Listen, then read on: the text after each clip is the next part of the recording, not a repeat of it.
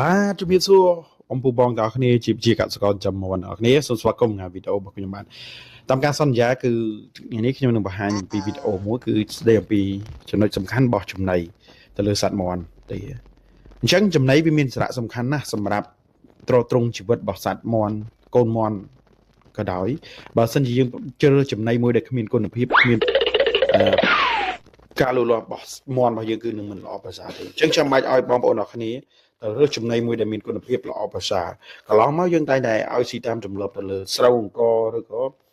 កន្ទក់អីដែលបណ្ដាលឲ្យមាន់វាងាយនឹងកូនមាន់សម្រាប់កូនមាន់វាងាយនឹង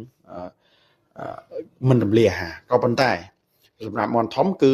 ស្រូវអង្គនេះគឺជាគុណសម្បត្តិរបស់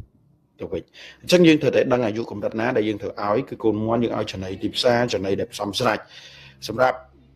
មេបាមាន់យើងត្រូវតែផ្ដល់ចំណីណាដែលមានគុណភាពដែលមានសារធាតុរ៉ែច្រើនដើម្បីឲ្យមាន់របស់យើងមានការលូតលាស់ល្អប្រសើរហើយបងប្អូនអរគ្នាគិតថាចំណីរបស់បងប្អូនអរគ្នាមិនសូវមានសារធាតុរ៉ែទេយើងគួរតែបំពេញបន្ថែមនៅពពួកសារធាតុចិញ្ចឹមដូចជាវីតាមីនឬក៏រ៉ែដាក់លីចំណីឲ្យវាស៊ីជាប្រចាំដើម្បីឲ្យមាន់របស់បងប្អូនអរគ្នាកាន់តែមានការធំធាត់ល្អប្រសើររីកលូតលាស់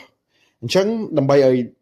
ការលូតលាស់របស់មាន់របស់យើងល្អប្រសើរគឺការជ្រើសរើសចំណីដែលមានគុណភាពអញ្ចឹងយើង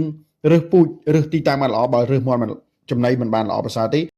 អញ្ចឹងបញ្ជាក់ឡើងវិញត្រូវតែជ្រើសរើសចំណីដែលមានគុណភាពល្អប្រសើរហើយបងប្អូនគ្នាមានជាចម្ងល់ថាបញ្ហាការចិញ្ចឹមមាន់របស់បងប្អូនគ្នាមានរយៈពេលយូរហើយមិនងាយធំធាត់តើគួរដោះស្រាយបញ្ហាបែបណាបងប្អូនគ្នាអាចឆាតមកចូលដើម្បីខ្ញុំផ្ដល់ដំណោះស្រាយ